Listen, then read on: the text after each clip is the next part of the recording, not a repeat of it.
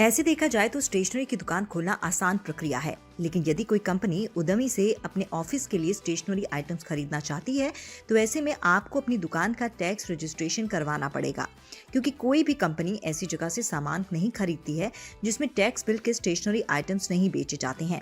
Tax registration करवाने से आप आसानी से हर एक के साथ बिजनेस कर सकते हैं। इस बिजनेस को करने से पहले जान लीजिए कि स्टेशनरी की शॉप किसे कहते हैं और ये कितने प्रकार की होती है, जिससे आपको बिजनेस को समझने में आसानी होगी। स्टेशनरी की दुकान किसे कहते हैं?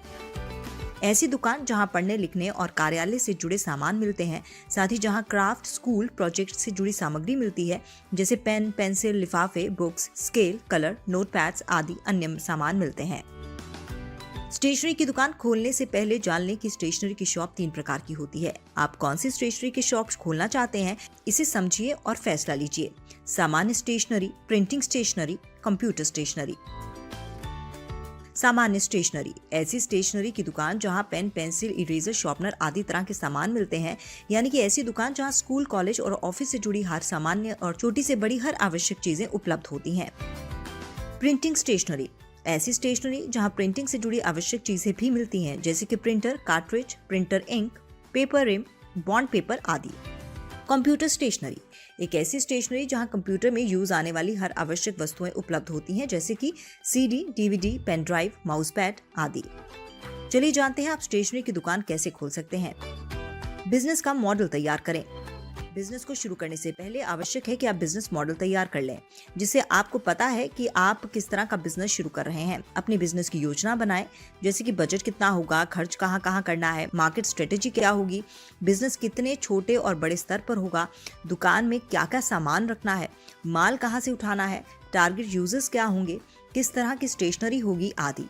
जब एक बार आप अपने बिजनेस की प्लानिंग कर लेंगे तो आपको आसानी होगी बिजनेस को समझने में और बिजनेस को करने में, क्योंकि अब आपको पता होगा कि आपके बिजनेस का मोटिव क्या है। सही जगह का चयन करें।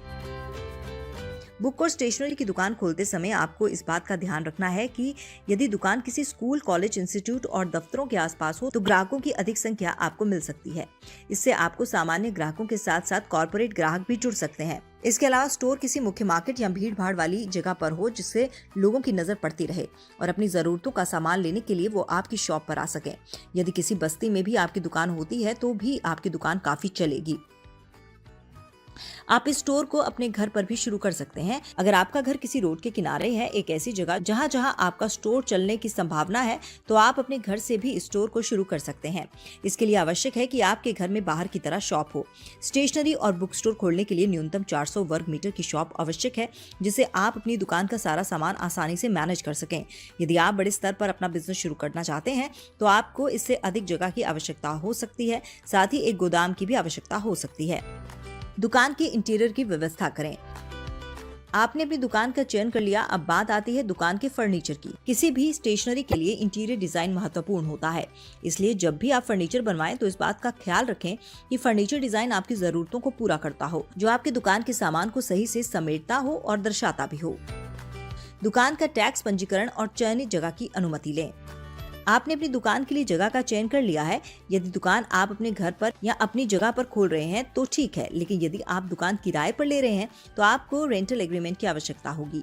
यदि आप दुकान किराए पर ले रहे हैं तो दुकान खोलने से पहले दुकान के मालिक से रेंट एग्रीमेंट लें, क्योंकि बिजनेस के नाम से बैंक खाता और टैक्स पंजीकरण में आपकी दुकान का एड्रेस प्रूफ उपयोगी होगा। स्थानीय नगर निगम की स्वीकृति प्रमाण पत्र लें। अपनी शॉप का जीएसटी रजिस्ट्रेशन करवाएं। टैक्स पंजीकरण करवाएं। टैक्स पंजीकरण और जीएसटी के लिए आप किसी चार्टर्ड अकाउंटेंट की मदद ले सकते हैं। ये आपको सही सलाह देकर आपके बिजनेस को खोलने में आपकी सहायता कर सकते हैं। लाइसेंस एवं पंजीकरण। स्टेशनरी शॉप खोलने के लिए आपको शॉप्स एंड एस्टेब्लिशमेंट एक्ट के अंतर्गत अपनी दुकान का पंजीकरण करवाना होगा। साथ ही एक्ट के अंतर्गत आने वाली सभी नियमों का पालन करना होगा। इस नियम के अंतर्गत मुख्य रूप से आपके एवं कर्मचारियों के काम करने के दिन, छुट्टियां और काम करने की समय सीमा निश्चित की जाती है। साथ ही इसमें यह भी तय किया जाता है कि धार्मिक और सरकारी छुट्टियों के दिन आपको भी अपनी दुकान में छुट्टी रखनी होगी, यानी दुकान बंद रहेगी। आप जो अपनी दुकान में व्यापार कर रहे हैं उसका लेखा जोखा और दुकान के मेंटेनेंस का खर्चा सभी को सुरक्षित रखना होगा। निवेश का डेटा भी सुरक्षित करना होगा। इन नियमों में वेतन एवं वेतन में होने वाली कटौती के नियम भी निश्चित किए जाते हैं। दुकान में काम करने वाले के वेतन से संबंधित नियम और काम से निकालने के नियम भी निश्चित किए जाते हैं। इन नियमों में महिला और पुरुष दोनों के नियम बनाए जाते हैं। स्टेशनरी की शॉप के लिए आवश्यक दस्तावेज। लाइसेंस और पंजीकरण के लिए आपके पास कुछ आवश्यक दस्तावेजों का होना अनिवार्य है, जैसे कि पैन कार्ड, आधार कार्ड, बैंक संबंधित दस्तावेज, बैंक अकाउंट, जिस जगह पर दुकान है उस जमीन के दस्तावेज, दुकान और जमीन के मालिक के साथ किया हुआ समझौता पत्र आदि। स्टेशनरी की शॉप पर रखें हर सामान। स्टेशनरी शॉप में विशेष रूप से पेन, किताबें, नोटबुक्स, स्टेपलर, कैलकुलेटर, पेंसिल एवं पढ़ाई में उपयोगी सामग्री को ही बेचा जाता है। लेकिन आप स्टेशनरी दुकान रखने वाले लोग ग्रीटिंग कार्ड, शादी के कार्ड एवं गिफ्ट कार्ड्स भी रख सकते हैं।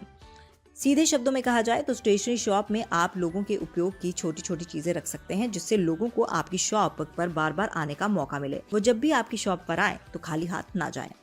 कहाँ से उठाएं माल। स्टेशनरी में बेचे जाने वाला सामान आप ऑनलाइन और ऑफलाइन दोनों जगह से खरीद सकते हैं। यदि आप होलसेल में खरीदारी करना चाहते हैं तो आपको अधिक लाभ होगा। आप चाहें तो किसी कंपनी से सीधे तौर पर पेन, पेंसिल और कॉपियां खरीद सकते हैं। यदि आप सीधे किसी कंपनी से संपर्क करते हैं तो आपको सस्ते में सामान मिल जाएगा। इसके अलावा आप किसी सप्लायर से भी संपर्क कर सकते हैं। जी हाँ, जगह जगह सप्लायर की एक चेन होती है जो हर एरिया में मिल जाते हैं। आपको अपने इलाके के सप्लायर को ढूंढना होगा जो सीधे आपकी शॉप पर आकर माल दे सकें, और वो भी सही दाम में। निवेश कितना होगा। स्टेशनरी की शॉप खोलने के लिए कम से कम 50,000 रुपए तक की लागत आएगी, और यदि आप बड़े स्तर पर बिजनेस शुरू करना चाहते हैं तो आपको 10 लाख रुपए तक का बजट बनाकर रखना होगा। कितना मुनाफा होगा। ब्रांडेड वस्तुओं को बेचने में 20 से 25% का मुनाफा होता है। अधिकतर कंपनियां अपने प्रोडक्ट्स में प्राइस का लेबल लगाकर मार्केट में उतारती हैं, जिसकी वजह से दुकानदार अपनी मर्जी से पैसा नहीं बता सकता है। जो प्रोडक्ट्स में लिखा है उसी के हिसाब से माल बेचना होगा, क्योंकि दुकानदारों का मार्जिन पहले से प्रोडक्ट्स के साथ ही आता है। यदि आप अनब्रांडेड आइटम्स बेच रहे हैं तो आपको 50 से 55% तक आसानी से प्रॉफिट होगा। इसलिए स्टेशनरी की शॉप में आपकी पूरी कमाई इस बात पर निर्भर करती है कि आप किस तरह का सामान बेच रहे हैं। मान के चलिए यदि आप कोई 100 रुपए वाला प्रोडक्ट 140 या 150 रुपए में बेचते हैं तो आप आसानी से 40 से 50 रुपए हर आइटम में खरीद सकते हैं। बिक्री बढ़ाने के लिए मार्केटिंग करें। पैम्फलेट्स। मार्केटिंग करने के लिए आप पैम्फलेट छपवाएं। हफ्ते में या महीने में अपने गांव, शहर, कस्बे के न्यूज़पेपर घरों में डालने वालों के साथ डील करके आप न्यूज़पेपर की कॉपी के साथ पैम्फलेट्स डलवा सकते हैं। बैनर। किसी स्कूल, कॉलेज और दफ्तरों के बाहर या उसके आसपास अपनी शॉप का बैनर लगवाएं। ध्यान दें कि यदि आप मार्केटिंग कर रहे हैं पैम्फलेट्स या बैनर के माध्यम से तो कुछ ऑफर्स भी रखें जिससे ग्राहक आकर्षित हों। अपनी शॉप से बिकने वाले आइटम्स में अपनी दुकान की पहचान लगाएं, जैसे कॉपी के कवर पर अपनी शॉप का नाम लिखवाएं आदि। अपनी दुकान पर डिस्काउंट जैसा ऑफर दें। आप चाहें तो अपनी शॉप को ऑनलाइन भी ले जा सकते हैं, जहां से लोग आपकी शॉप से ऑर्डर कर सकें। दुकान का मैनेजमेंट कैसे करें। दुकान में कितने घंटे किस दिन काम करना है, इसके लिए एक शीट बनाएं और प्रतिदिन आप इसमें डिटेल्स भरें, जैसे कि आज इतने बजे इतना काम करना है। हर दिन कौन सा सामान सबसे अधिक बिका और कौन सा सबसे कम, इसका लेखा जोखा तैयार करें। इससे आपको अंदाजा होगा कि मार्केट में किस चीज की अधिक डिमांड है, तो आप आने वाले महीनों के लिए पहले से प्लानिंग कर पाएंगे। हर दिन कितने घंटे दुकान खोलने से कितना सामान बिका और हर दिन कितनी कमाई हुई, उस कमाई में कितनी बचत हुई, इसका लेखा जोखा तैयार करें, जिससे आपको अपने दुकान के बारे में प्रतिदिन हिसाब किताब करने में आसानी होगी। हर सामान का एक मूल्य निर्धारित करें। जैसे ब्रांडेड सामान का मूल्य तो पहले से निर्धारित होता है, ठीक उसी तरह से अनब्रांडेड सामान का भी मूल्य पहले से तैयार रखें। यदि आप अनब्रांडेड सामान को 2 से 3 गुना मूल्य में बेचते हैं तो यही आपकी कमाई का जरिया होगा। अपने ग्राहकों से पेमेंट करवाने के साधन तैयार करने होंगे, जैसे कि गूगल पे, फोन पे, भीम, पेटीएम आदि। ऑनलाइन पेमेंट की सहूलियत तैयार करनी होगी, जिससे कैश के अलावा भी लोग आपके यहाँ से खरीदारी कर सकें। यदि आपके पास 2-3 या इससे ज्यादा का स्टाफ है तो आप उनको मैनेज करने के लिए ओके स्टाफ ऐप का इस्तेमाल कर सकते हैं। इस ऐप के माध्यम से आप अपने स्टाफ में मौजूद प्रत्येक सदस्य के काम को, उनकी छुट्टियों को, उनकी सैलरी को और उन्होंने किस दिन काम किया है और किस दिन काम नहीं किया, इन सब चीजों को आसानी से ट्रैक कर सकते हैं। इतना ही नहीं, आप इस ऐप के जरिए आपकी टीम में प्रत्येक सदस्य की जवाबदेही भी तय कर सकते हैं। अपनी दुकान में सीसीटीवी कैमरा लगवाएं, जिससे आपको आसानी से अपनी दुकान की सुरक्षा हेतु और दुकान में कहां क्या चल रहा है उस पर नजर रखें।